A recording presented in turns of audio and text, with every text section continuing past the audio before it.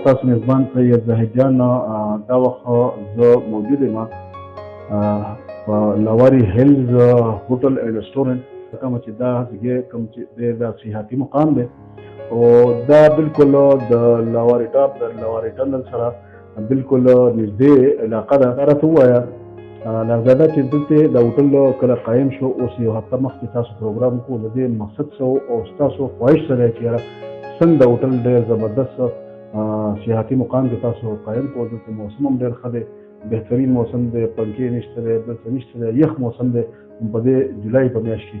ته زموږ ناظرین ته څه وي هغه تفصیلات ته په خپله بیان کړه. السلام علیکم ګرانو کتونکو اورېدونکو، زه راهزاده یم لواري هیلز هوټل اینډ رسټورنټ منیجر.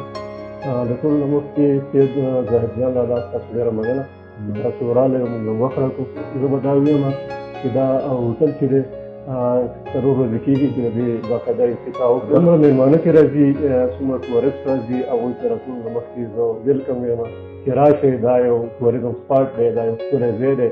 دلته یو مطلب یو ښکلا ده، یو قدرتي حسن دی دلته کې، نیچرل بیوټي ده، هوادار ماحول دی، سایلنټ ماحول دی. تاسو راشئ دلته کې موږ سره هوټل دی د هوادار ماحول او د نیچرل سین سره. مطلب دا دی دلته یو بهترین هوټل او رسټورنټ تاسو قایم کړو. که څوک ستړي شي وګرځي راوګرځي راشي لږه ارام هم وکړي، دم هم وکړي، بیا د شپې شوقین چې کوم وي نو هغه شپه هم تېره کړي. جی بالکل موږ سره رهایش سهولت شته دی چې صفا سوتره کمرې دي را سره، او انشاءالله چې څومره ټورسټ راځي، څومره زموږ وروڼه راځي، ملګري راځي، هغوی له به موږ عزت ورکوو، هغوی به ډېر قدر وکړو، احترام به وکړو، هغوی ته معیاري خوراکونه میلاو شي دلته کې.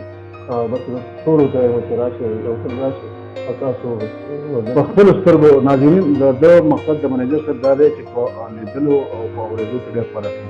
تاسو وګورئ په خپلو سترګو، په خپلو نظارو باندې وګورئ نو تاسو بیا واقع محسوس کړئ چې څونه بالکل بهترین ماحول دی، بهترین نظري ښکلی کوک دی، بهترین پکوان دلته کېږي او د هغې سره ښکلې لوکیشن دي. ته ځې نه ټنل ته تللی شي، د ټنل نه بره چې کوم مطلب دا علاقې دي هلته پیدل ټریک هم دي نو هغه هم تاسو په هغې کې لګېدلی شي او ښکلې مناظر دي او جنګلات دي نو تاسو له دې نه هم لطف واخلئ.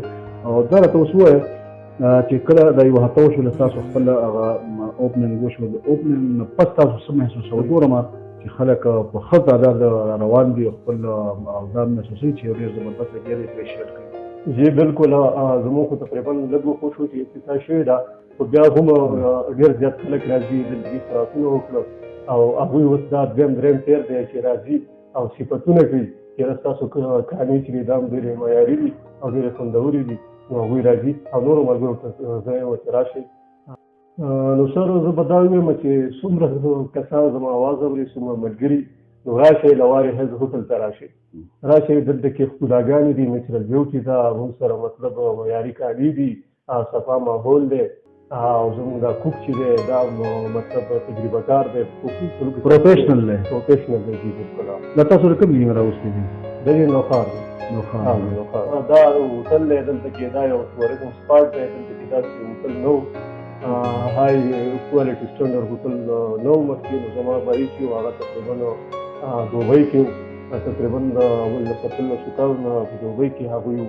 نو هغوی دا سوچ وکړو چې یاره دلته کې داسې ښه سټنډرډ های کوالټي والا هوټل نشته دی، نو ډېر ټورسټ راځي، ډېر مېلمانه راځي، نیشنل انټرنیشنل سطح باندې ډېر خلک راځي. نو موږ دا ضروري وګڼله چې د دې مېلمنو لپاره، د خلکو لپاره یو د ناستې یو ځای دغه شي او هغوی دلته کېږي. جی ناظرین تاسو واورېدلو دا روټ چې کوم دی د دیر نه د چترال د لواري ټنل په ذریعه چترال ته او بیا دغه شانتې دا نه صرف مقامي روټ دی، مقامي سیاحان راځي بلکې دلته د ملک بر نه او زیاتتر دلته چې کله چلم جوش نه خلک دي، چلم جوشي کوي یا د کلاش په کوم نور پروګرامونه یې هغې ته فارنر چې کوم دی فارنر ټورسټ هغه راځي. نو دا په دې روډ کې یو خو دا ده چې بلکل دا پوخ روډ دی، په دې کې څه تکلیف نشته دی.